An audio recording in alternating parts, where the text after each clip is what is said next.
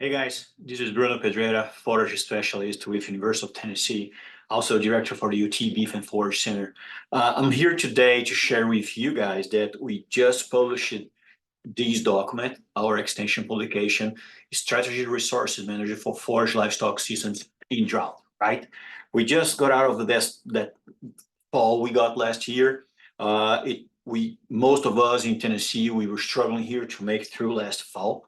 So we thought here that would be interesting to share with you some of our ideas in terms of how can we handle situations like this, right? Last year was not the last one. We hope this year we're going to have a better weather. But yeah, we may need to go through it again. So first thing we were discussing here was what can we do in terms of cattle management, right? Should we sell animals? Should we cool and wean in a timely manner? Should we wean calves early and evaluate bull needs, for example? The main idea when we're talking about cattle management will be what can we do to reduce my stocking rate, right? What can I do to select my productive animals and make sure that the ones I have here are going to be the ones that are going to help me to pay the bills next year? Okay, that's our first section here. Then we go through forage management. One of the most important things here in terms of when we go through a draw like we went last year is that we need to improve hay storage and feeding loss. If we already bought hay, or if we still have some hay there, or if you were producing your own hay, you want to make sure that you were storing it in the right way, right? You want to make sure that you have a barn. And here in Tennessee, we are very blessed to have the TAP program. So having a place where I can have my hay stored in a cover space, it's amazing, and it will help me to reduce a lot of my storage. We have a few numbers here that we will try to convince you about this, right? Yes, we can also think in terms of nutrition, in terms of supplementation.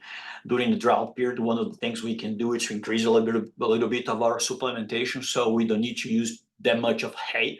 But there is such a limit that we can do it, right? So we cannot have animals without any kind of hay. So we need to be able to use it in a way that's efficient, but also, yeah, we can supplement then, and we can improve a little bit supplementation in terms of what can we do in terms of getting the animals in good shape so we can make through the drought, and then next year we work on that. But to me, the most important part of this extension publication here would be the steps for the next season. What do we need to do to be prepared for the next seed growing season, right? So we need to take care of weeds. That's the first point. When we have a drought like this, the pastures will be with less tiller than what we have last year. So some bare ground here and there will have room for weeds. So weed control is one of the things we need to be paying attention from now on in spring and summertime.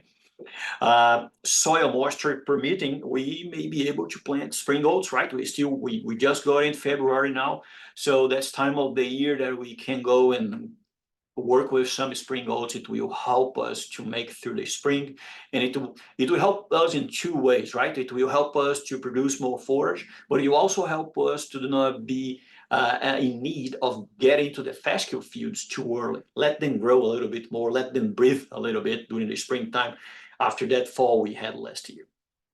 Other than that, we need to pay attention to fertilization, so soil tests to make sure that you know what you were doing this year. And also consider in April, after a draw like we went last year, consider in April to have a cool season evaluation. Walk through your pastures and try to figure out what is the damage right now. And here we have the guidance on how you should do it and what are the numbers we are looking for. And based on these, you can make a plan to the next fall. Okay? Hope you guys enjoy it. If you have questions, please let us know.